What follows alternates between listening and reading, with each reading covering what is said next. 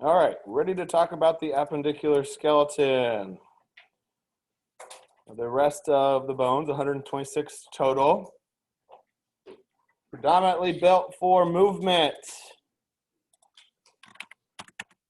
Or as we talked about bones earlier this week, the axial skeleton that were more support protection, less with movement.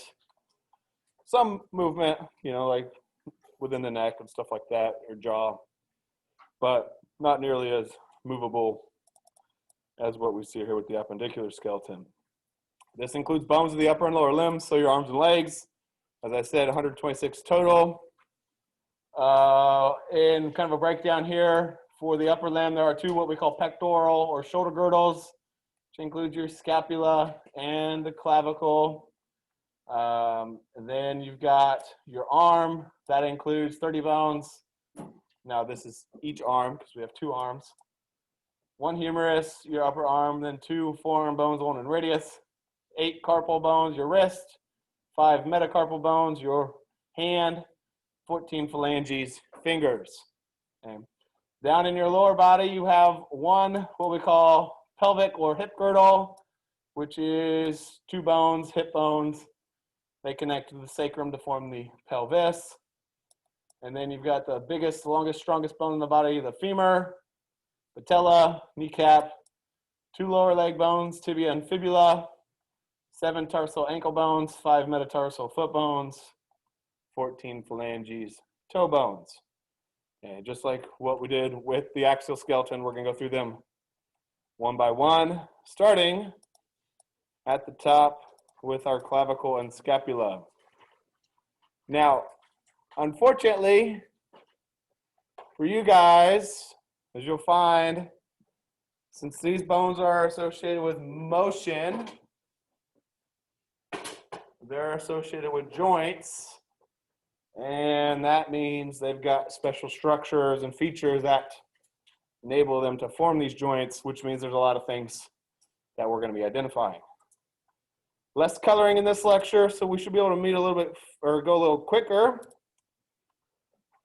I'm still going to use my document camera here to kind of just walk you through stuff, and then I'll start along with you. Starting with the clavicle, best known as your collarbone, has a slight S shape to it. You can kind of see that here. This is a superior view and an inferior view of it. Very subtle S, but it is an S, which you can feel in your upper thorax. And there's 2 parts to it that you'll need to know. The sternal end, which kind of is more flattened on the end, which attaches to the sternum, and then the acromial end, which attaches to a structure on our scapula called the acromion. Okay. Now, when somebody talks about their shoulder, like if you have a separated shoulder, common injury like in football and contact sports, really they could be talking about 3 different things. These are not your true shoulder joint that allows you to like throw a ball, wave your arm around, okay? But you have what's called a sternoclavicular joint, SC joint, right there where the sternum and clavicle meet. That can become injured if anybody follows the Chiefs. Last year, Tyreek Hill, a wide receiver for them, separated that, where it was a dislocated SC joint. A lot of football injuries are actually AC joint injuries, especially like quarterbacks when they get sacked and come down on a shoulder on their side. The acromioclavicular joint, where that attaches right there to the acromion. Okay. When people talk about their true shoulder, they're talking about the humerus attaching to the scapula. So let's talk about the scapula. As it states there, roughly triangular plate, overlying ribs 2 through 7. So triangles we know have 3 sides, correct? Okay. We call these borders or margins, lateral or axillary, medial or vertebral, and then superior. Okay, here we see it in our posterior view. In our anterior view, we can see those 3 things again: superior border, medial or vertebral, lateral axillary. Okay. We kind of spend the majority of our time here at the bottom looking at these 2 pictures. Okay. What's missing from this picture would be, your upper arm, the humerus, which would be coming down here. So this right here would be your armpit, which is why it's also known as your axillary border, because we know that's the fancy word for your armpit. Your vertebral column would be running up and down right through here. So that's why that's also known as the vertebral border. And there's 2 points that are formed, the top and bottom of our scapula, what we call the superior and inferior angles. We can see them in both of these 2 pictures at the bottom. Okay. All right, in the posterior view, I want to talk about kind of the most distinguishing feature. And I say that because this is what you can feel if you rub, like your upper shoulder, you can feel this very prominent spine.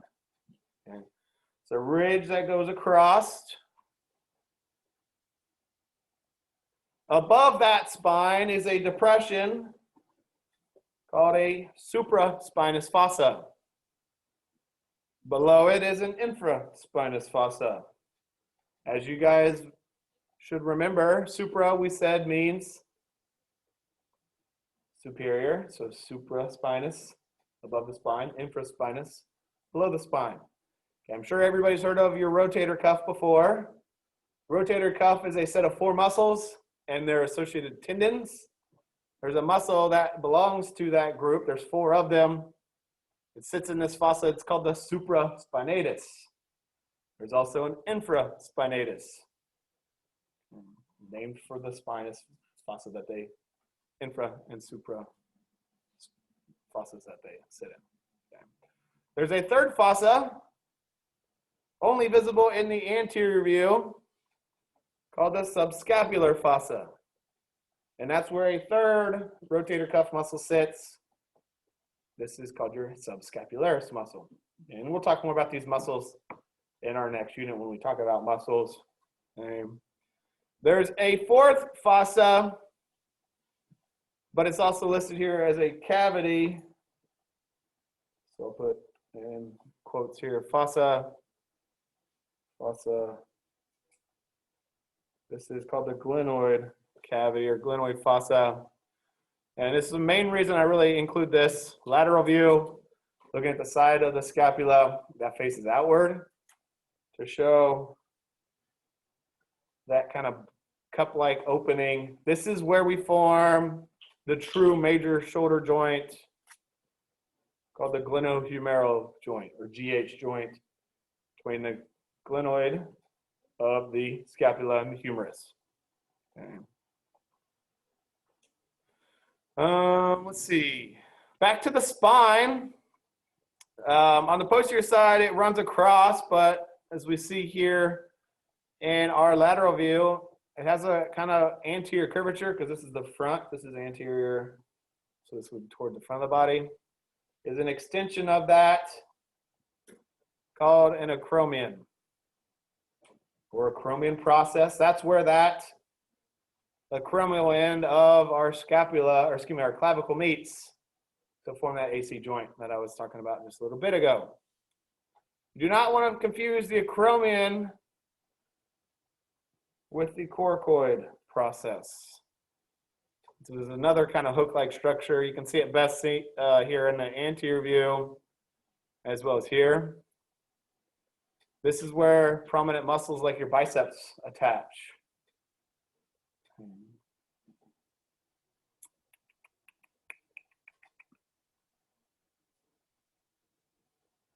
I don't know why it says superior angle right there. I'm just going to delete that. It's not even pointing anywhere. It's just like a typo, I guess. Okay, that leaves us, I think, with just one last thing. The scapular notch, as I also like to call it, the suprascapular notch.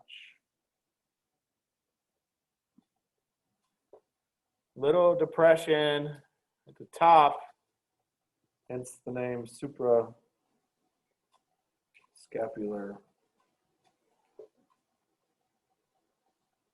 And that allows for, excuse me,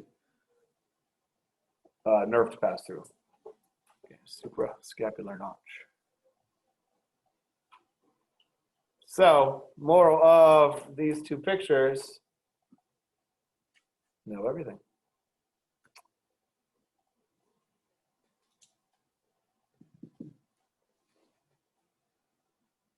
Any questions? Okay. Moving on down. Our next bone is the humerus, named and spelled a little bit differently than funny humerus. There's no O in this bone. Longest and largest upper extremity bone. It creates kind of three joints.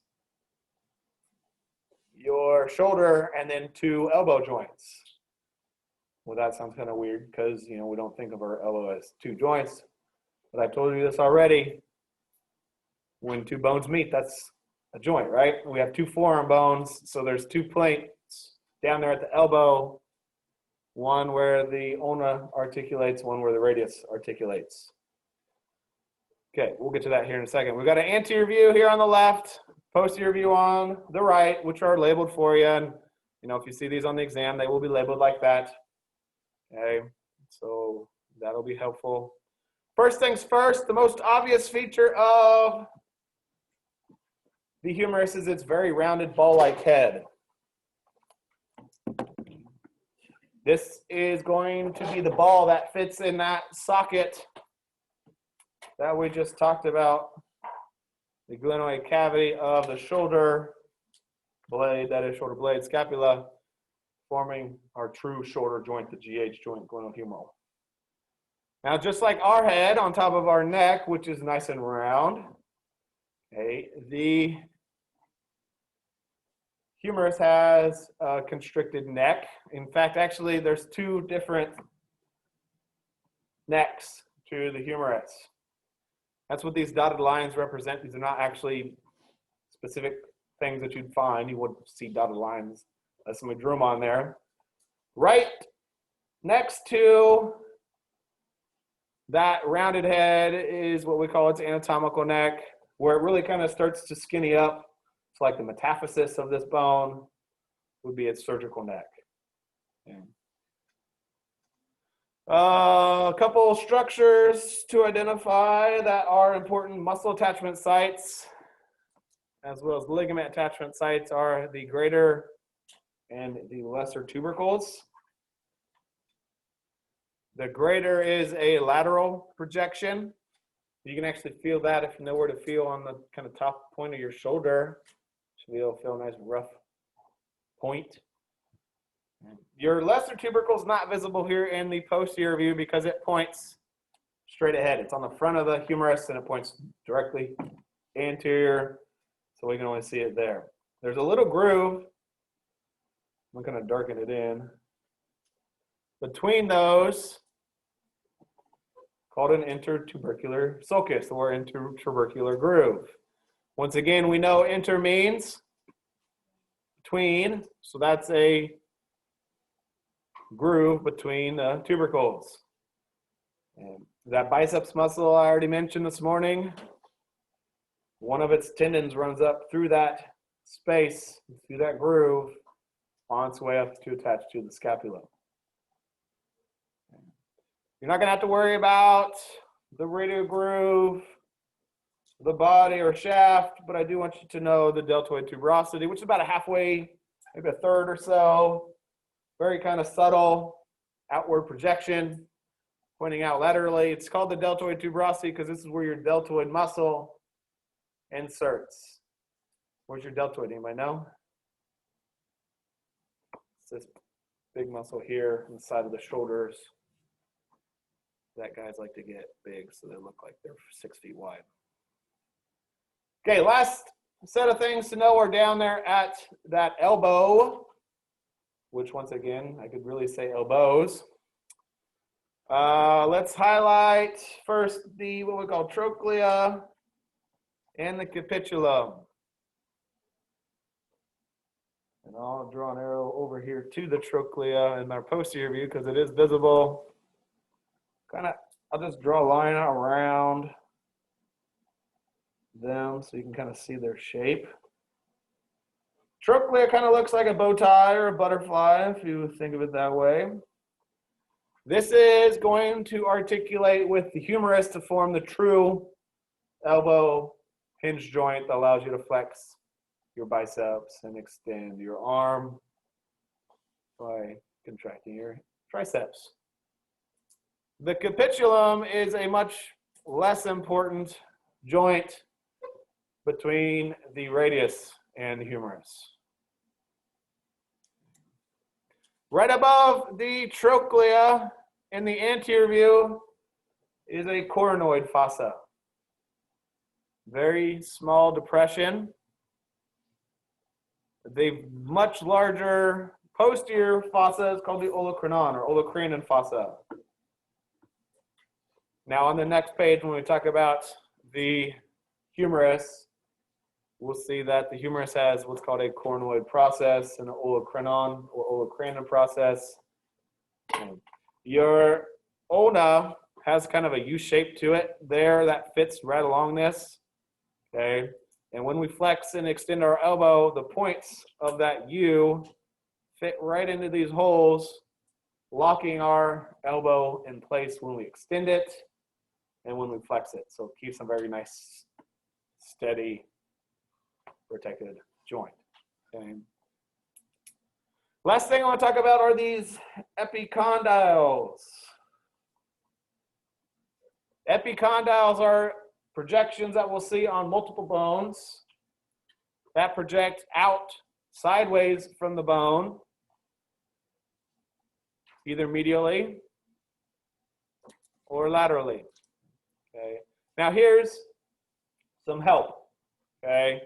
The medial is always bigger, so on the exam you should be able to look at the difference between the sizes and say, okay, that's medial. Or you can go back up and look at the shoulder area. The head is always going to always point medially. And that will tell you, okay, so this side of our bone is on the same side as the head, so that has to be medial. You should be able to feel these bumps. If you feel like the medial side of your elbow, you should feel a very prominent knob. Same thing, it's not as prominent on the lateral side. Those are attachment sites for ligaments that help hold our elbow together. And they run down and attach either to the ulna or the radius. You don't need to worry about radial fossa.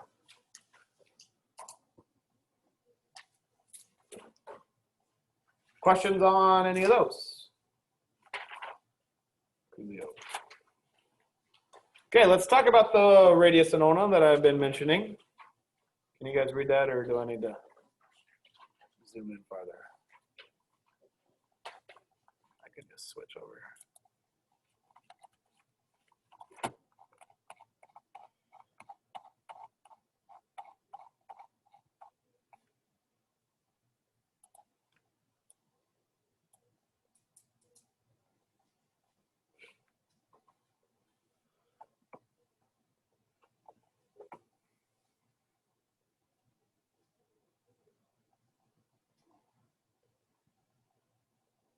Okay, these are your forearm bones.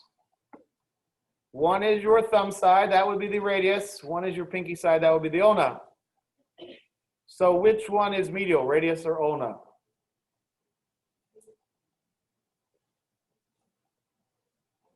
Ulna, very good. Because remember, if you're in an anatomical position, your palms are facing forward. So that makes the ulna your medial bone, okay? As I told you guys on the previous page, the radius is a lot less involved with the elbow. The radius actually is a lot more involved with your wrist. Okay, actually it gets bigger the farther down distally you go. Okay, but the radius does have some features that I want you to know. Most prominent of which is called its head. The head is where it gets its name. it has kind of a wheel shape to it. Okay. And that's what it does. Like a wheel, it spins. Okay. It fits right there in the radial notch. And this is what allows us to take our hand from this shape or this position to this position to do what we call supinate and pronate. And this just rotates and spins right there. And what happens is the distal end of your radius actually ends up over the top of your ulna when we pronate. Okay. Next thing to know, visible here in the anterior view is a big kind of bump-like structure called a radial tuberosity. It's an attachment site for our biceps brachii muscle, which I've mentioned several times here this morning.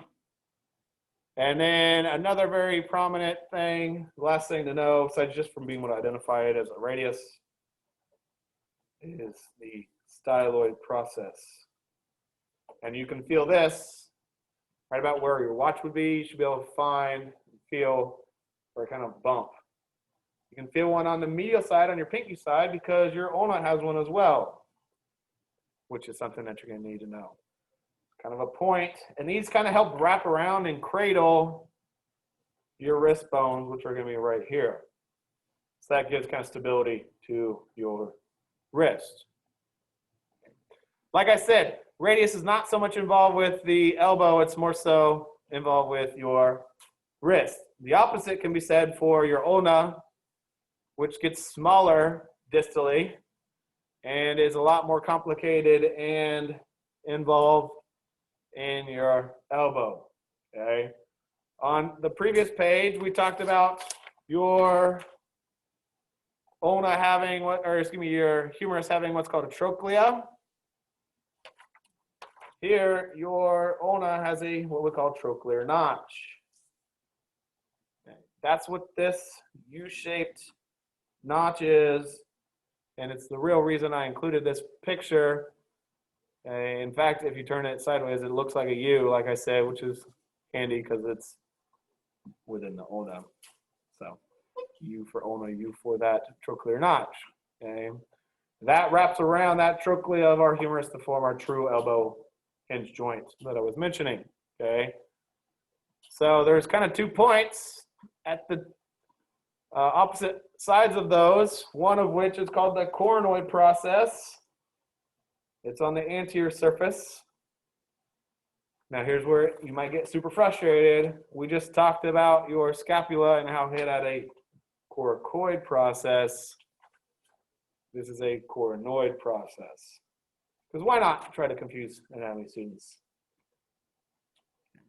The coronoid process would be this point right there.